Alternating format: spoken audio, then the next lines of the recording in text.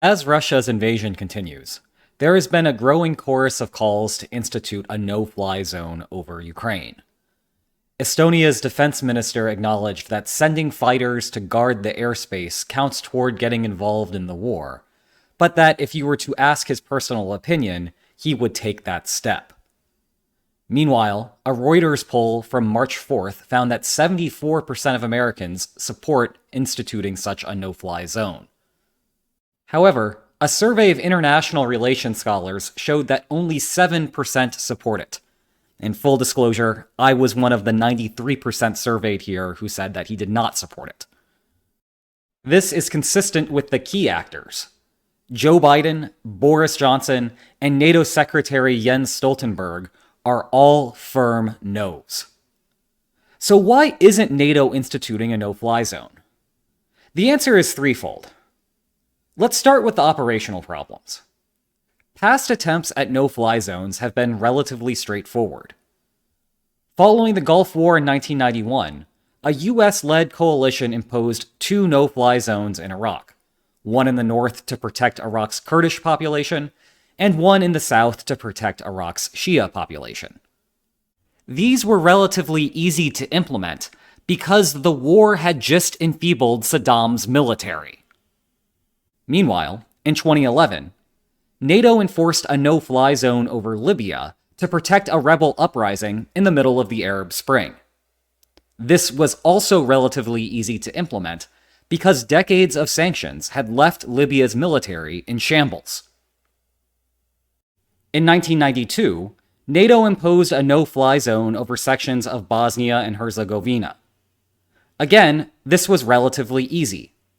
The target was using outdated anti-aircraft technology, and the area of operations was about the size of Connecticut. None of these advantages are present in the current situation. Ukraine is the largest country entirely within Europe, and is roughly equivalent to the size of Texas. And Russia, for all its troubles in fighting this war, still has modern military technology. Easy enforcement of a no-fly zone is far from a foregone conclusion. The second reason is that the benefit is not as obvious as it may seem. In those past examples, no-fly zones have been pivotal for turning the tide in battle. Without Gaddafi's air force, Libyan rebels would have quickly lost the civil war. Instead, they won. Without protection from Saddam Hussein, Iraqi Kurds would have faced endless bombing runs. Instead, they controlled their own de facto country. Ostensibly, the motivation for a no-fly zone in Ukraine is to protect civilian targets. The problem here is that the main concerns for those civilian targets are artillery and missiles. A no-fly zone would not affect those. Moreover, Libyan rebels and the out-of-power Iraqi ethnic groups did not have their own air forces to combat their governments. Ukraine has not completely lost air superiority yet, and until they do, a NATO no-fly zone only reduces Russia's advantage. The final reason is a key strategic consideration. A no-fly zone is not a simple military operation. Normally, you begin by bombing the anti-aircraft installations of the target state. That way, you ensure the safety of your own planes. Then you commit to shooting down any enemy planes that challenge the no-fly zone. Both of these would kill Russian soldiers, so both of them invite World War III. NATO could try a no-fly zone without eliminating the anti-aircraft installations, and challenge Russia to escalate the conflict from there. But Russia can still put the onus back on NATO to make the first kills by sending planes into the air.